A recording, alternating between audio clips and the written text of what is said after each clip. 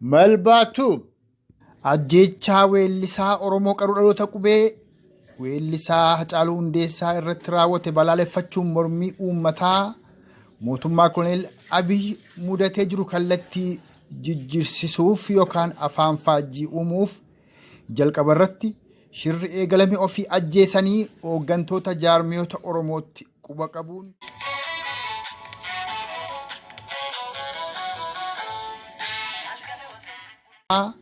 mootummaa Koloneel Abiyyi mudatee jiru kallattii jijjiirsisuuf yookaan afaan faajjii uumuuf jalqaba irratti shirri eegalame ofii ajjeesanii hooggantoota jaarmiyoota Oromootti quba qabuun shira kan eegalan hooggantoonni paartii Biltsiginnaa shirri sun guddoo waan deemsu suddeef guyyoottan muraasaa as ammoo Lammaa Magarsaa aangoorraa ari'amee jiraa fi Abiyyi tarkaanfii irratti fudhachuuf jechaa jira ka jedhu olola oofuu eegalan.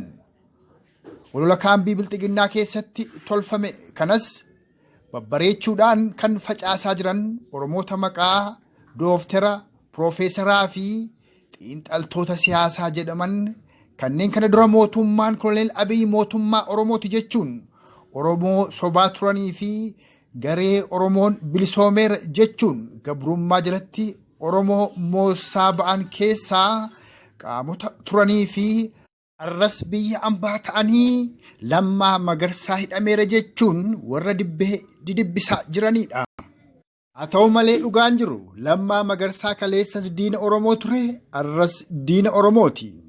Kanas kan nu jechisiisuu nu dandeessisu yeroo Oromoonni kumaan lakkaa'aman lixa Oromiyaa konyaalee Wallaggaa afuran kibba Oromiyaa konyaa Gujii lamaanii fi konyaa Booranaa akkasumas giddugaleessa Oromiyaa lixa Shaggarii fi kaaba Shaggar kaaba lixa Shaggar keessatti manni Oromootaa gubatu Oromoon ajjeefamu intaltii fi haadhi wal biratti gudeedamanii yeroo abbaan manaa ari'amee loltoonni poolisoonni Koloneel Abiyyi haadhaa fi intalatti galanii itti roorrisan Lammaa Magarsaa hooggana waraanaa mootummaa Koloneel Abiyyi yookaan raayyaa ittisa biyyaa ture.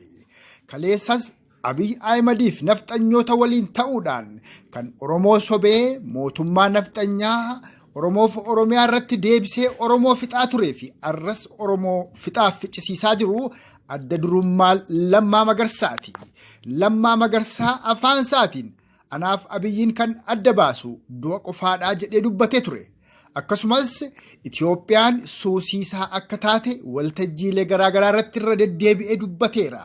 Lammaa Magarsaa kaleessas diina Oromooti arras diina Oromooti. Lammaa Magarsaa fi Abiyyi Ahimadi ija bitaaf ija mirgaadha.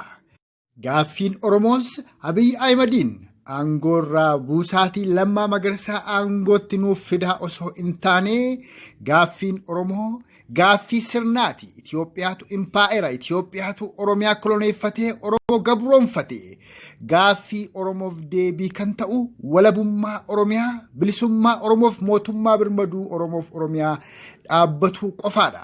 Isa kanas kan argamsiisuu danda'u tokkummaa Oromummaaf kaayyoo qabsoo bilisummaa Oromoo uummanni Oromoo tokkummaadhaan giddugaleessa godhatee yoo qabsaa'ee fi waraana isaa waraana bilisummaa Oromoo wooboo lubbuu isaa jijjiirraa hin qabne tokkittii biyya isaa Oromiyaa fi saba isaa Oromoof kennee falmaarra jiru jabeeffatu qofatu furmaata waaraa Oromoof Oromiyaaf argamsiisa jecha aga sagantaa keenya yeroo biroo walitti deebinutti kan arraa xumurreerra.